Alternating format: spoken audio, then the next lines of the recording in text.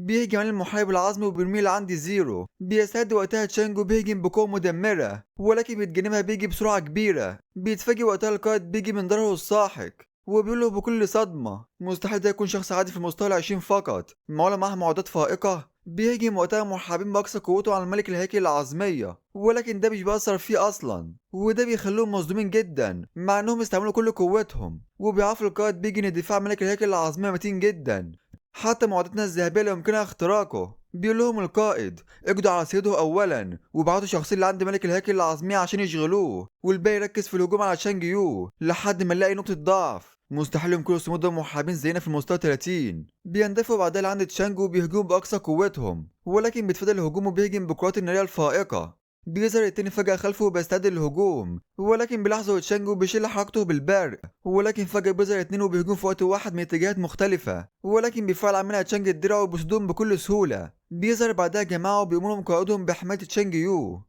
بيستغرب تشانج وبيسألهم عن هويتهم. بيرد عليه قائدهم بيعرفوا عن نفسه: أنا نائب رئيس نقابة زيون، والأخ ياو بعتنا عشان نقدم الدعم. بيشكرهم تشانج وبيعرفوا إنهم لو واجهوا أي خطر فيهربوا بسرعة. بيقولوا النائب القائد: فهمت، اسمعوا، محدش يبالغ في القتال، علينا توحيد كل القوى الممكنة وتقديم الشفاء في وقت الحاجة والهجوم في الوقت الحرجة. بيستعد الجميع بعدها وبيهجموا بأقصى قوتهم. بيصد الآخرين لهجماتهم والقائد متعصب جدا من أفعالهم. بيهجم فجأة محارب على قائدهم، ولكن بيتفاداها بيجي بسرعة كبيرة. فبيقولوا تشانج: لا عجب انك زعيم النقابة، سرعتك كبيرة فعلا. بيقولوا الزعيم بيجي: لو كنت زي البنت اللي فاتت بتاعت الأعداء فات لك مسألة وقت فقط. بيقولوا تشانج: حقا، إذا جربوا. بيراسلوا وقتها تايباو وبيعرفوا إن سون أنقذت بنته. بيتأثر الزعيم بيجي وبيأمر الجميع بتوقف على الهجوم، وده بيفاجئ تشانج يو. بيتعصب وقتها جونو بيكلمه: وقفت ليه؟ كملوا في القتال، انت مش عايز تشوف بنتك؟ بيمسكوا الزعيم بيجي بكل غضب وبيقولهم: من ساعة اليوم اللي خطفت فيه بنتي كان لازم تعرف ان ده مصيرك.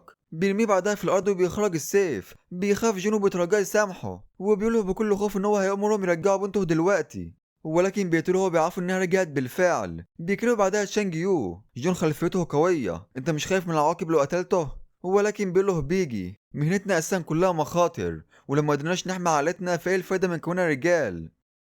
بيرجع بعدها وبيعتذر من تشانج. بيتفاجئ تشانج من افعاله وبيسأله عن قصده، فبيعرفوا الزعيم ان سيون انقذت بنته، وده فضل مش هيقدر يسده مدى الحياة. ولحد دلوقتي قتلنا الكثير من الناس، كل راس قتلتها هدفعها بحياتي. فبيقولوا النائب القائد ياو: انت عارف مجموعهم كام؟ اكتر من 200 شخص من نقابتنا فقط. بيتعصب الاخرين من كلامه: في ايه يا حسالة؟ لو بتسعى للموت عرفني. ولكن بيقولهم زعيمهم بيجي: محدش يتحرك، ده امر. بيستعد وقتها تشانج الهجوم، وبيرد على بيجي: بما انك طلبت ده فمش هكون متردد. وبيهجم بقوة ساحقة وبيقتله بضربة واحدة فقط. بيتفاجئ وقتها بيجي من قوته وهو بيختفي. ازاي هو عنده هذا الضرر؟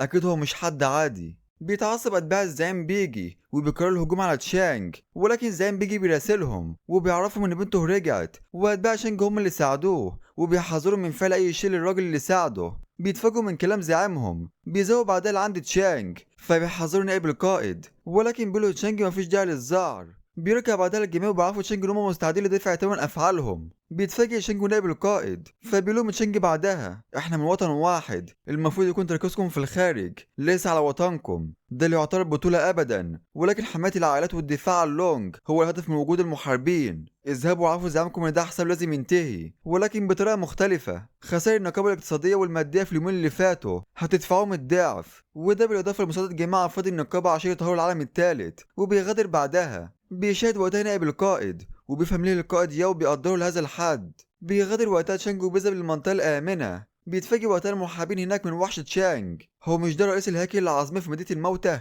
وكمان روضه؟ معلم روضوا له وحوش قوية هكذا؟ بيشاهد تشانج وقتها سمات رئيس الهيكل العظمية وبيفكر مع ابتسامة. اللي عجب ان هو رئيس، ولكن مهاراته لسه قليلة.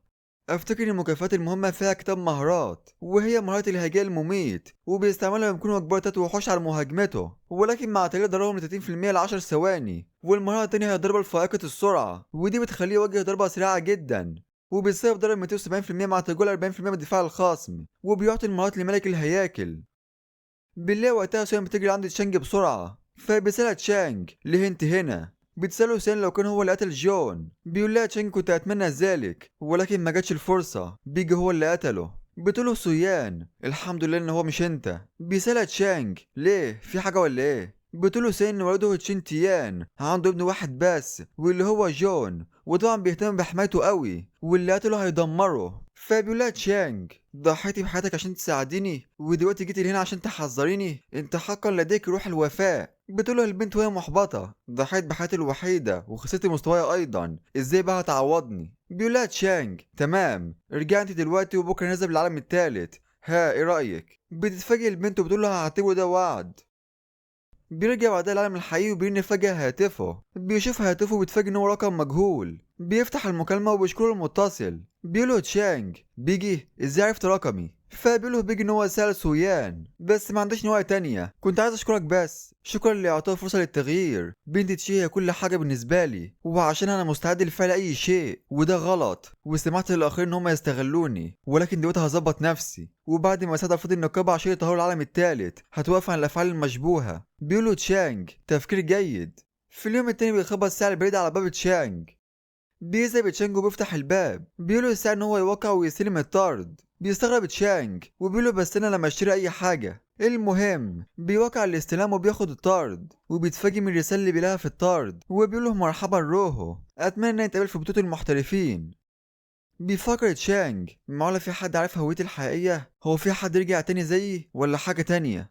بيرن وقتها هاتفه وبتقوله سويان اسرع وشوف الاخبار. بيتفاجئ تشانج وبيشاهد بعدها الاخبار وبيعرف ان بطولة المحترفين هتبدأ قريبا ونقابة بيجي اتدمرت بالكامل ومات فيها 42 محارب وطفلة في التاسعة من عمرها. بيتفاجئ تشانج من المجزرة اللي حصلت في النقابة، حتى بنته قتلوها وتم القضاء عليهم الساعة 6 الصبح. وبعدها تلقيت رسالة غامضة، يا ترى الرسالة لها علاقة باللي حصل؟ أيا كان السبب لا يمكن البقاء هنا بعد الآن، لازم يلاقي مكان تاني. بيغادر السكن وبياخد أكتر من ساعة أجرة وبيتجول في المكان عشان لو في حد بيراقبه ويتخلص منه. بيذهب بعدها لمكتب عقار، بتظهر وقتها الموظفة وبتسأله لو كان هيأجر شقة. بيقولها تشانج أيوة صح، بتقوله البنت تمام عندي سكن مناسب عشانك في الحي المجاور، فإيه رأيك أخدك لهناك؟ بيذهبوا بعدها للسكن وبتعرفوا ان ده حي شاي تينج وهو الاكثر شعبيه في المنطقه وحواليه الخدمات متوفره، ومع انه سكن قديم شويه ولكن بالنسبه للسعر فالجوده ممتازه. ودي هي الغرفه الرئيسيه واسعه وشرحه وبرحه. فبيقولها شينج تمام موافق. بتقولها البنت كويس هجهز العقد اذا السعر مناسب جدا وزملاء السكن لطيفين. بترن وقتها سؤال على تشانج وبتسأله لو كان مستعد للذهاب. بيقولها تشانج ايوه، فبتقوله مستنياك. بيوقع بعدها العقد وبيدفع الايجار وبيقرر بعدها الذهاب للعالم التالت. بيلاقي وقتها سويان مستنياه في العالم، بيذهب لعندها محارب وبيحاول يخليها تنضم ليهم ولكنها بترفض عرضه وبتعرفوا ان عندها فريق بالفعل. فبيقول لها المحارب وفين ده الفريق بقى ورينا هو فين. بتتعصب سويان من كلامه وبتقول له امشي ولا مش هيحصل كويس. بيظهر وقتها تشانج وبيكلمهم انا هو زميلها في الفريق عندكم مانع؟ بيسخر منه المحارب لما يعرف ان هو مروض وحوش. انت مروض وحوش بقدرات ضعيفة ودفاع أقل من القاتل وسرعة أقل من الساحر، زميلك ده مش كويس خالص أحسنك انضم لينا. ولكن بيمسكوا الأخ ياو وبيقول له بكل غضب عندك الجرأة على التعدي على حبيبة أخي الكبير. بيظهر بعدها نائب الرئيس وبيكلمه يا رئيس بلغت في الظهور وده هيجيب متاعب لسيدة شانج. بيقتنع الأخ ياو وبيكلمهم بكل عجرفة يلا انصرفوا من قدامي. بيعتذر بعدها تشانج على أفعاله. بيسألوا وقتها تشانج مين دول؟ بيقولوا الأخ ياو إن هم هنا عشان يساعدوا وده هو الشاو ياو هيلعب دور المساعد وده شين هيلعب دور المعالج. بيقولوا تشانج بس مفيش داعي لكل ده، احمي انت بس نفسك وخليك بعيد يلا بينا. بيتكلموا بعدها سيون عن المجزرة اللي عاملها تشين تيان، حتى انه لما يترك طفلة حتى الجماعة عرفوا ان تشين هينتقم لابنه ولكن من غير اي ادلة حتى الشرطة لا يمكنها ادانته. بيقولها تشانج الامر مش بهذه البساطة، بعض المواضيع ما ينفعش نحكم عليها. فبتقوله سويان بس لو كان الفعل هو تيان تشين فكده انت الهدف التالي لانه عارف انك عدو ابنه جون. ولكن بيقول لها تشانج متلاقيش عارف ازاي احمي نفسي. بيكلم وقتها نائب القائد لو كانوا هم حكم مجرد زياده مش هتفيدهم ولكن بيقول لهم الاخ ياو طالما الاخ تشانج فاكرني فتات محاربين مش هيضره.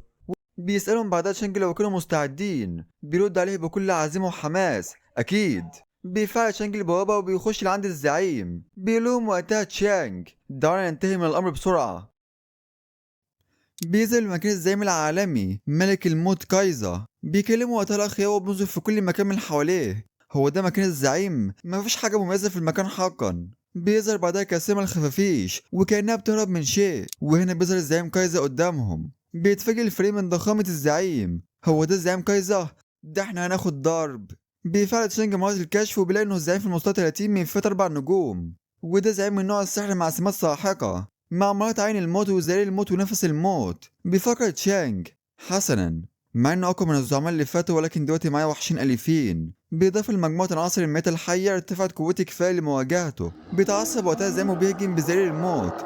بيظهر بعدها كاسم الموتى الأحياء بأعداد كبيرة، فبيستدعي شينجو بإخراج ملك الهيكل العظمي والمحارب العظمي. بيندفع الملك العظمي وبيهجم عليهم بسيف الزلال، وبيقضي على كثير منهم بهجوم واحد فقط. بيهجم وقتها المحارب العظمي وبيقطع فيهم بقوة ساحقة، وتشانجي بيدمرهم بالقذائف النارية.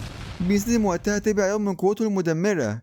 ازاي عنده كل هذا الضرر؟ ده في السابق حتى فريق كامل خد دقيقة بالكامل عشان يقضي على محارب واحد، ولكنه قتل الكثير منهم في ثواني بس.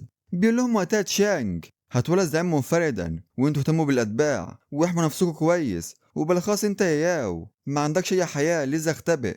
بيسمع من ياو الكلام ده وفص وملح وداب، وكانه اصدقائي ما دخلش معاهم من الاساس. وبيستغرب وقتها نائب القائد هو فين الرئيس، ولكن بيتفاجئ بعدها ان هو سمع كلام تشانج واستخبى بسرعه.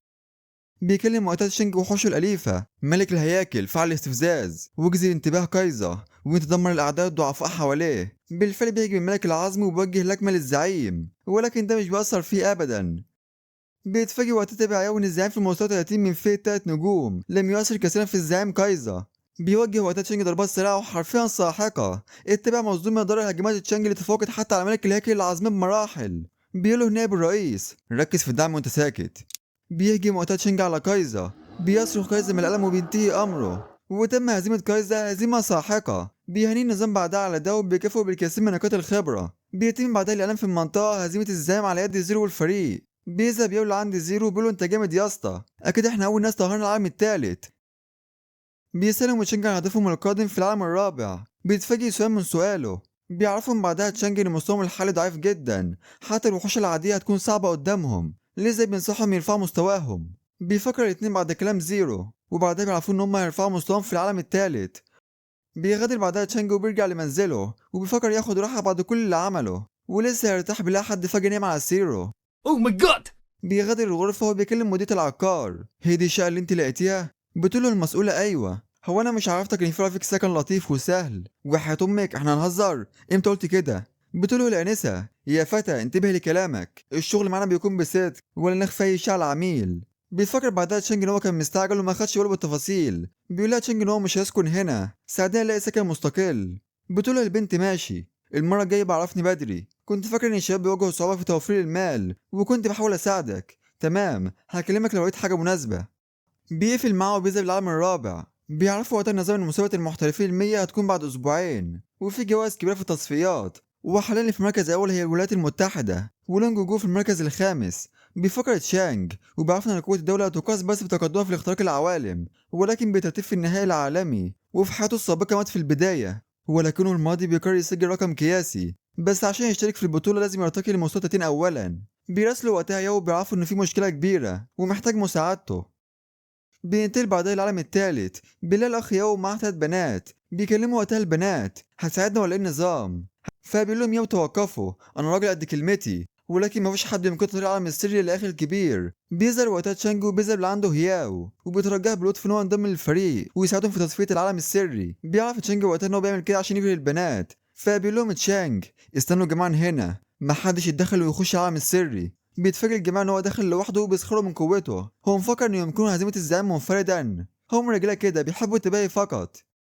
وبعد كام دقيقة بيرجع من العالم السري وده بيفاجئ البنات. هو ليه خرج بدري؟ معقول عارف ان هو محتاج للمساعدة؟ ولكن بيعرف وقتها ان هو انتهى بالفعل من العالم السري وبيغادر بعدها المكان. بيفتح الجماعة النظام عشان يتأكدوا، وبيتفاجئ ان هو قتل بالفعل الزعيم. فبيقول لهم ياو قلت لكم ان اخي قوي بالفعل، وحسب الرهان مين اللي هترافقني الاسبوع. بتركز وقتها واحدة منهم على تشانج وبتغادر وراه. بيوقفها ياو بيقول لها انت بتحاول الهرب. بتقول البنت اسفة، المرة الجاية هعوضك عن ذلك. بيتنادي بعدها على تشانج بلقبه القديم واللي هو سولو. بيتفاجئ تشانج وبيقول لها ان سولو مات بالفعل من زمان، هو انت مش عارفة؟ ولكن بتقول له بكل ثقة لا هو لسه عايش، انت هو. بيمسكها تشانج من رقبتها وبيسألها وكانت هي اللي بعتت الرسالة، ولكنها بتقول له ساعدني الاول واعرفك كل حاجة. بيتعصب تشانج وبيقول لها انت بتهدديني، بتقول له البنت ما تقلقش، ساعدني بس وأوعدك إن سرك محدش يعرفه. بيفكر تشانج، ولوقتها دلوقتي هيفقد الدليل، فبيسيبها وبيسألها بعدها عايزة مساعدته في إيه. بتقول له البنت عايزاك تاخدني لمسابقة المحترفين، ساعدني بس في التصفيات على مستوى المدينة. بيقولها تشانج وده عشان المال. بتقول له مش عشان المال وبس، بل وعشان اثبت نفسي ايضا. بيغادر تشانج وبيكلمها ايا كانت اسبابك، لما ترتقي لمستوى 30 وتسجلي في المسابقة بعدها تعالي كلميني. بتفرح البنت من كلامه، انت حقا وافقت، طب انا هضيف رقمك عندي واكلمك لما ارتقي لمستوى 30. بيقول لها تشانج ماشي ماشي اعمل اللي انت عايزاه بس اوعي تتبعيني، قلت سجلي الاول وبعدها تعالي.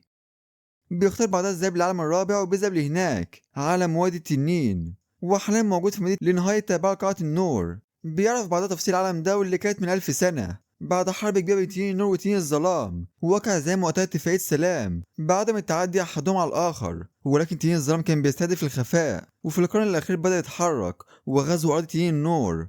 وقرون السلام الطويلة خلت تنين النور يفقد قوته تدريجيا، ومهمته هي ساعة فرسان تنين النور في الدفاع عن قاعة النور والقضاء على تنين من تنين الظلام، ولازم يكون أقل حاجة في مستوى الزعيم. والمهمة التانية هي الحصول على ثقة فارس تنين في المستوى الخامس. بفكرة تشانج مع ارتقاء لمستوى 30 ونجاح في التحول التاني يمكن ساعتها تفعيل مكان تاني لوحش أليف، والحصول على تنين هيكون خيار جيد. تعالوا ناخد بعض المهمة أولا.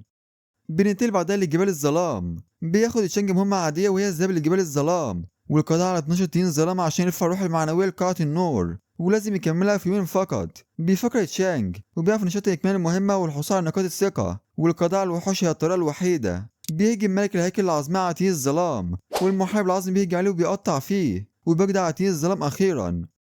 بيشوف تشانج سمات تنين الظلام وبيفكر في طريقة لإكمال المهام بسرعة. بيسمع وقتها صوت شيء قادم واللي بيكون مجموعة من تنين الظلام. بيظهر بعدها النظام وبيفعل مهمة مخفية، وبيسأل لو كان عايز يرقي المهمة. بيوافق تشانج وبيرقي المهمة. بيعرفوا بعدها إن في قوات كبيرة من تنين الظلام ظهرت في الآثار القديمة، وهي على وشك الهجوم على قاعة النور، لذا يتعاون مع تنين النور والقضاء على كل تنين الظلام. وعقوبة الفشل خفض المستوى وفقدان الثقة. بينطلق تشانج بسرعة عن تنين النور.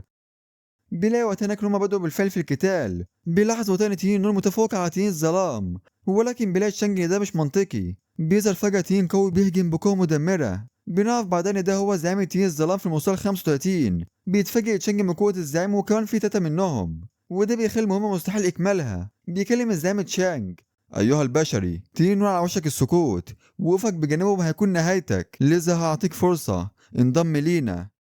بيفكر تشانج وبيلاقي إن الرفض معناها الموت والفشل، يعني عقوبة مضاعفة، بس لو انضم لهم مش هيموت. فبيقول لهم تشانج ما عنديش حل تاني غير الانضمام، انا موافق. بيظهر التنين وبيفتح بعدها شق بعد لقاعة الظلام. بيخش لقاعة الظلام وبيلاقي هناك زعيم فرسان الظلام مستنيه وبيرحب بيه في قاعة الظلام. بيعرفوا النظام بعدها ان زعيم فرسان الظلام بيدعوه للانضمام، بالاضافة انه فشل في المهمة الخفية وده هيخفض مستواه ويفقد الثقة. بيعرفنا وقتها تشانج ان مفيش اي حد خان قاعة النور لحد الان، لذا هكون الاول. بيقول له وقتها زعيم الفرسان ان هو لازم يثبت اخلاصه، لذا بيأمروا بالذهاب لقاعة النور والقضاء على كام تنين هناك. بيشوف تشانج مهمة وبيتفاجئ من المكافأة اللي عليها، واللي هي صديقي دافع مكافآت قاعة النور، وده بيخلي تشانج متحمس جدا. بتكلمه وقتها البنت اللي قابلها في السابق وعايزة مساعدته في إنجاز مهمة، ولكن بيرفض تشانج مساعدتها وبيعرف إنه وافق يساعدها بس في التصفيات. ولكن بتقوله البنت ساعدني في المهمة وأقولك سر الشورى مستناك في مدينة الموت. بينتقل بعدها للمكان وبالفعل بيروح لها تشانج. بيتأسف منه البنت وبتعرفوا إنها كانت هتعملها مع صديقاتها، ولكنه رفض مرافقتها ومش عارفة حد قوي زيه. ولكن بيقولها تشانج ما عنديش الوقت لهذه القصة المملة، يلا نخش في المهمة. بتظهر وقتها سويان وبتلاحظ تشانج، فبتنادي عليه وبتسأله عن سبب وجوده هنا. بس هي مين دي؟ فبتعرف البنت عن نفسها أنا نينج تيان بنت عمه، هو هنا عشان يساعدني، ما تقلقش محدش يعرف سرك. فبتقولها سويان هو انت بنت عمه؟ انا كمان اساعدكم. بيذهبوا بعدها للمكان وبيهجم اتنين على وحوش الزومبي، وحرفيا صديقي بيدمروا كل الوحوش في لحظة.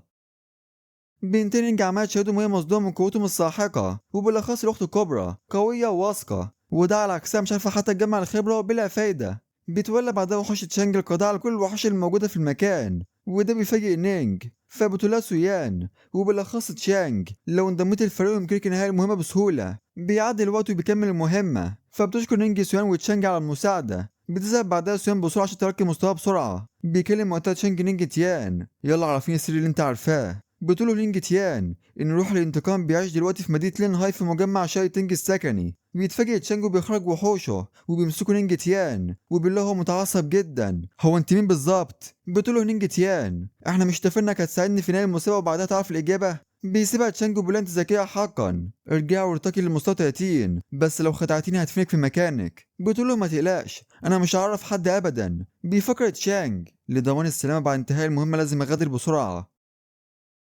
بينتقل بعدها لمدينة الدمار في العالم الرابع. بنلاقي هناك فريق بيقاتل تنين ظلام. بنلاقي وقتها قائدهم متعصب جدا من نينجا تيون عشان خانته، فبيقول له تابعه مين اللي عنده الجرأة يسرق حبيبة نائب رئيس النقابة. بيقول له القائد مش عارف هويته. بيقول ان هو اخفى هويته بالفعل، كل اللي عارف ان هو مروض وحوش ومعاه هيكل عظمي ملكي. بينادي وقتها الفريق على القائد وبيعرفوا ان تين خرج عن نطاق الهجوم. بيذهب القائد اللي عندهم عشان يساعدهم ويكملوا المهمة.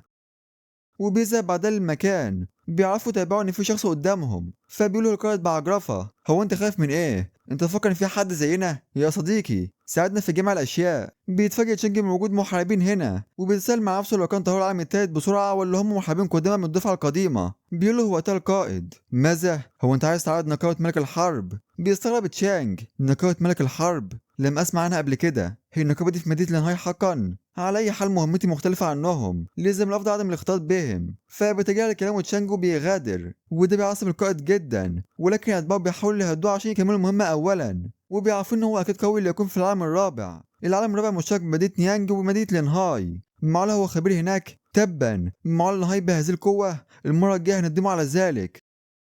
بيعرف بعدين نظام القائد ان في زعيم ظهر تاني، فبيعرف اتباعه بيقرروا الذهاب لهناك. بيندفعوا عند الزعيم وبيهاجموا باقصى قوتهم. بيتعصب تين وبيهجم بقوة ساحقة. بيندفع القائد اللي عنده بيصر على قتاله، ولكن فجأة حد بيشيل حركته وبيهجم التين على القائد، ولكن بيتراجع في الوقت المناسب. بينادي بعدها على الشخص اللي هاجمه وهو متعصب. بيظهر تشانج وبيكلمه الزعيم ملك الآن. بيقول له القائد بعجرفة يا فتى انت لسه هنا وعندك الجرأة على سيرة الزعيم؟ بيقول له تشانج ده آخر تحذير، غادروا من نطاق الزعيم حالا. ولكن بيقول له القائد بعجرفة مجرد فتى يجرؤ على سيرة الزعيم اقتلوه. وهنا بيهجم الرامي ولكن بيصدها تشانج وبجدع رامي في ثواني. زيرو خلاص ما عادش حد قده، وده بيخلي القائد مصدوم. بيضاف ان هو بيتفاجئ ان التيم مش بيهاجمه. بنشوف بعدها المهمة وبنعرف ان هو لازم يحمي التنين من قاعة النور ليوم كامل. وبيخرج بعدها ملك الهيكل العظمية. اوبا الجو متفاجئ ان هو نفس الشخص اللي خد منه نينج تيان. بيكلم وقتها تشينج نفسه انا فشلت في المهمة اللي فاتت ولكن المرة دي مش هفشل.